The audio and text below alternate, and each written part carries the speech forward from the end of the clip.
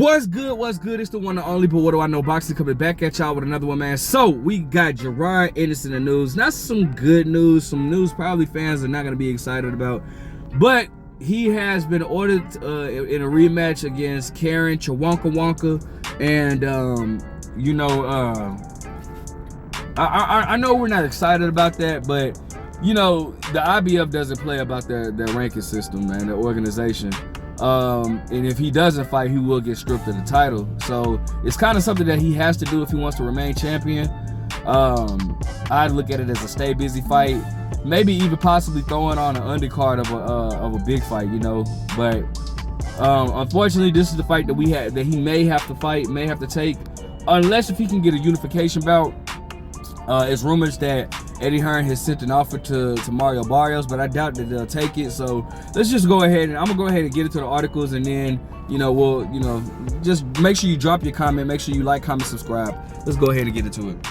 So shout out to Boxing News 24. It says IBF orders Jaron Ennis versus Karen Chukhadzhian in a rematch. It says the IBF ordered Jaron Boots Ennis to defend his welterweight title against mandatory Karen Chukhadzhian in what would be a rematch. Boots promoter Eddie Hearn revealed the news today, and he's disappointed.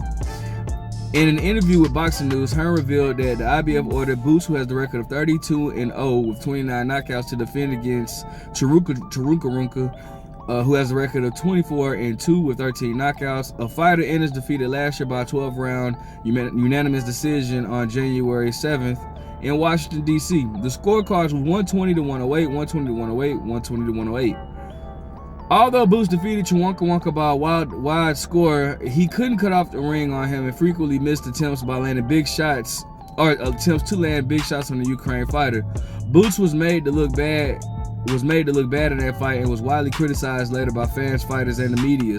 Ennis never attempted to throw body shots, and his trainer Derek Bosey Ennis seemed lost in his corner.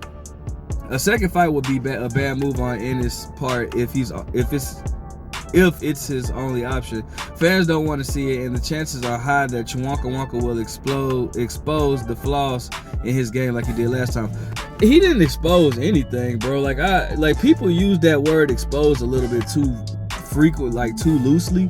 And I mean, just in my personal opinion, I don't think that the criticism is really fair on Jaron Boots in his half, because it's like, bro, the man won every single round, and yes, bro, Karen Chukhadzhian was not trying to win the fight, bro. Like he was there to survive, bro. And if you watch boxing, it's hard to look good against somebody that's just trying to survive and not win the fight, bro. So I don't think that's fair criticism. And I mean, like, bro, what he exposed that Jaron Ennis did cut off the ring that night. Like, I mean, but what did he expose? He didn't do anything, or I just think that's unfair criticism. The reluctant of other champions. Hearn is hopeful that he can set up a unification bout between that would avert the IBF ordered title defense, but he's unsure it will happen. He says he made an offer to WBC champion Mario Barrios to fight Boots. If he accepts, that could be next. The other three options are likely to duck the fight with Ennis because they know it's a fight they lose. They are better off holding on to their titles and picking and choosing winnable fights. Unless Hearns is going to offer the welterweight champions a crazy money to fight Boots, it won't happen. It's not worth belt holders to give up their titles to Ennis in fights that they know they can't win. Ennis still wants to collect all 4 titles and become undisputed at 147, but if Hearns cannot get all the champions to agree to fight him, he'll have to move up. Boots should just move up up to 154. I actually recently did a video on that of what should Boots do, and honestly speaking, like I do feel like he should. The welterweight division is not stacked enough, man, and unfortunately we're in a situation where like these guys don't want to fight Boots. So I think that he would make his mark more at 154 than he would at 147 at this particular time. But it says he won't become undisputed at welterweight because he's not popular. The other champion won't fight him, and it's not financially worth it for them to transfer their belts to him for a massive life I'm sorry, because it's not financially worth it for them to transfer their belts to him for a massive life-changing payday. So the bottom line is they're not going to fight him. So we probably are going to get Boots versus Karen Chukhadzhian.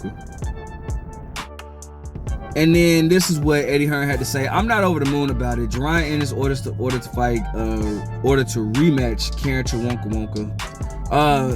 During a video interview with Matchroom promoter Eddie Hearn revealed some news that IBF champion Boots has been officially ordered to make a mandatory defense or title defense against Karen Chukhadzhian.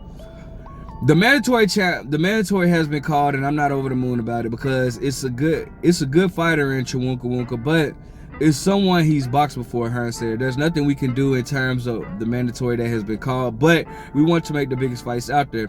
So it's frustrating. If it's a fight that has to be ticked off quickly, well, we'll do it. But we want the big fights. We want Conor Ben, and particularly for Jaron Ennis. Maybe they could fight each other, which I actually stated in that video that I did before that would probably be the biggest fight that he could have at 147. Well, plans for Bruce unquestionably is to be in unification fights. I made a substantial offer to Mario Barrios to fight Jaron Ennis. Let's see what he says.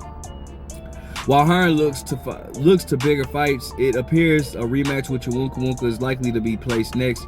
And you can bet after the last showing, fans won't be at all that inspired to have a lot of confidence about the kind of fight they'll see. You know, and I'm gonna be honest with you. Honestly, I would actually be interested in it, just not only because I'm a fan of Jaron Ennis, but I would like to see like how much he's learned, like what he's learned from that fight, how much he's taken away, and what he would do better. I mean, every fight you can always do better. You can always improve. The moment you feel like you can't improve, you probably shouldn't be in the sport anymore.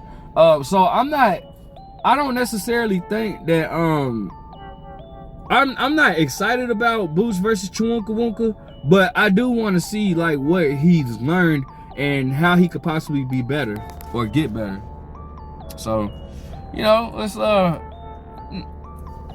talk about it a little bit. Again, just going over the champions and the fighters at 147. That's, you know, somewhat of a big name, or you got Brian Norman Jr., who's a WBO champion. He just got the belt. I know for a fact he's not gonna fight Jaron Boots Ennis. Okay, he has in the WBO. Jaron Boots Ennis is the IBF. You know, number 1 is Karen Chukhadzhian. Number 3 is Conor Ben. So that would be very good. That's probably once again, I just feel like that's the only fight that this is the only fight that he could actually make that would be financially and legacy wise a great fight. You know what I'm saying? Had to put a Conor Ben on his resume, but you know, aside from that, you know, these guys that you can see right here, you know, or these guys are just they're not gonna cut it, bro. It's just not gonna no big names at all, you know. None that would, you know, turn him to the star that he deserves to be. And, you know, the WBA, you know, you got Stan Jonas as a regular champion. He probably won't fight. I mean, I just don't see none of these guys really just willing to fight. I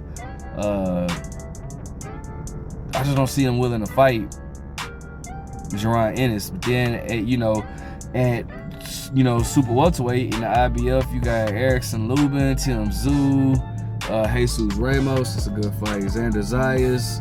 You know, those are good names, bro. Really good names on this. That would be, you know, you got Sebastian Fundora. You got the champion at the IBF, who's not really known. You got Terrence Crawford at the WBA. You got Sebastian Fundora and Virgil Ortiz, bro. You got Charles Conwell. You got Errol Spence up there, bro. He's better off going to 154 and you know, making a statement up there. So I mean, listen, bro, it is what it is, bro. You know, Jaron Ennis is gonna have a hard time. Like I said, he's gonna have a hard time with just being a danger alone. He's gonna have a hard time you know, getting a buzz or whatever. Not so much getting a buzz, but like, well, just getting these guys in there. He's gonna. We live in a time where when you look dangerous, people don't want to fight you. But it's until you're vulnerable to a specific style or a certain style. That's when people are more likely to, you know, step in there with you. Triple G went through it. You know, Triple G went through it. So, and especially when you're not a money man. You know what I'm saying? Like guys like Tank had Floyd Mayweather to help bring him up, and you know now Tank's the money man. Everybody wants to fight him. It's a big deal, you know. So you know when you got something like Jaron Ennis, man. But it's all good. Let me know what you guys think. Make sure you guys like, comment, subscribe. But